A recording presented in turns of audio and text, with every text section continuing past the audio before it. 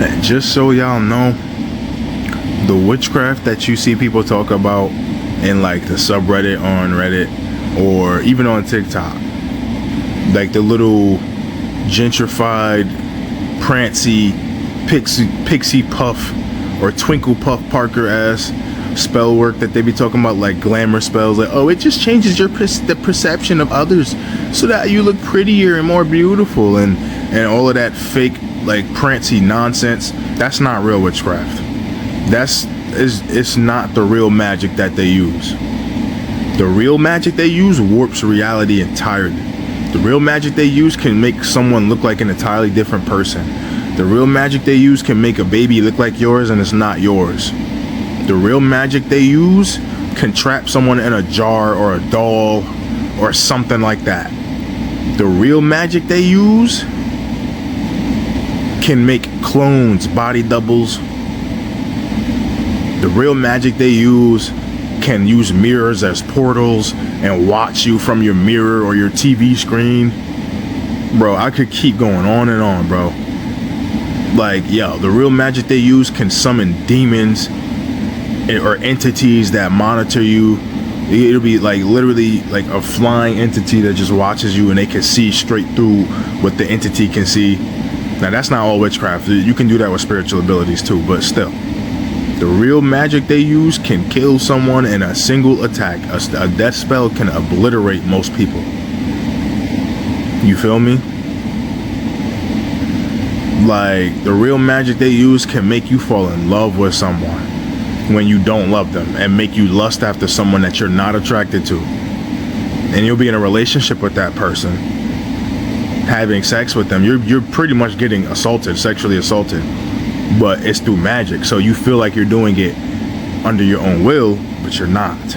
That's the scary part about witchcraft. Sometimes you be doing shit and you're not really thinking straight, and it's like at the time you're just doing it because you feel called to, because spells rewrite your subconscious mind. The energy, they sew it into you, they weave it into your energy so that your subconscious mind just obeys the command that the spell is giving.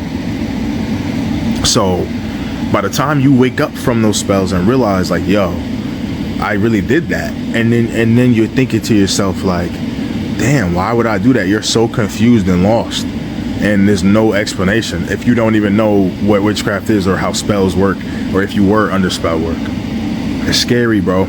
Real witchcraft can take your freaking free will from you. It's literally manipulating the laws of the universe, the energies of the universe. Magic is strong, even for divine beings. That stuff can be potent depending on the circumstances. That's how powerful that stuff is. And you got all of these witches and covens looking like it's like in today's society, you see how people are with guns. Imagine you could just go to any random Walmart or something and buy a powerful plasma cannon that could blow up a building. Anyone could buy this. That's what it is. That's what it's like having all these people that know witchcraft. Just a bunch of childish spirits that don't have any spiritual maturity, just throwing shit around. You got women out here that literally put love spells on you and then put spells on you to make you think about them and hear their name in your head. And then when you try to press them for it, then they turn you down and act like they're not interested in you. But yet beyond the veil, they're definitely interested, because they be giving it up and all of that, right? But in the veil, like, this is just crazy to me. Now, I'm not saying that this guy's right or wrong. A lot of things of what he's saying, we know that witchcraft is serious, right? But what I do know is that there's a name above every name, and that's Jesus. So he mentioned something, and I don't believe that this brother's a Christian. He mentioned something about divine beings. That's not even Christian talk. So I'm assuming that this guy's into some sort of woke ideology, whether that's like, you know, black people are gods, or whether that's like new age, or, you know, something spiritual like that. But when it comes down to it, guys, nothing that a witch does, it doesn't matter if they're a social media witch, it doesn't matter if they're like into African spirituality, because some of those African witches, they're the real deal. right?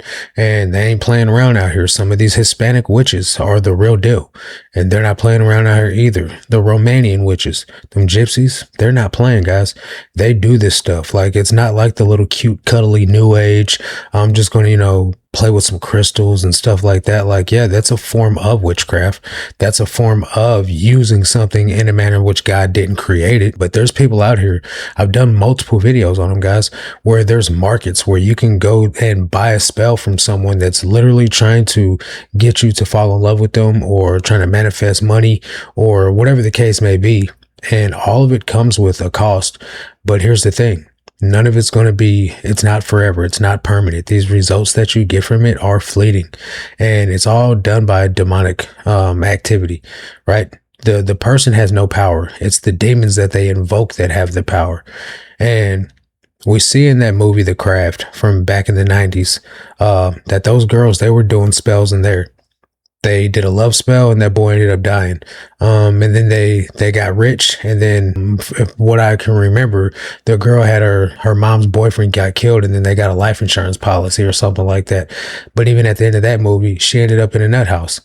She was still floating up in the nut house, but she was crazy, talking about, I'm flying in a straitjacket, thinking she was flying, but it was really the girls outside of the window or floating up, looking at her through the window of the nut house.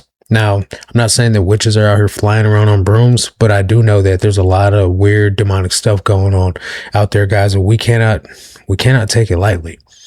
I do understand that people think that they can't be harmed by this. But you can be. This stuff is real. Somebody's saying in the comment section, the real practitioners are not on these platforms. I beg to differ. I believe there are some really evil people on this platform, and they're getting it off. You know what I mean? Somebody else is saying, I grew up with brujeria. We had a family witch doctor from Cuba. It's very real for both good and bad intentions. The only reason it was demonized is because white colonialism didn't understand it. Magic is real.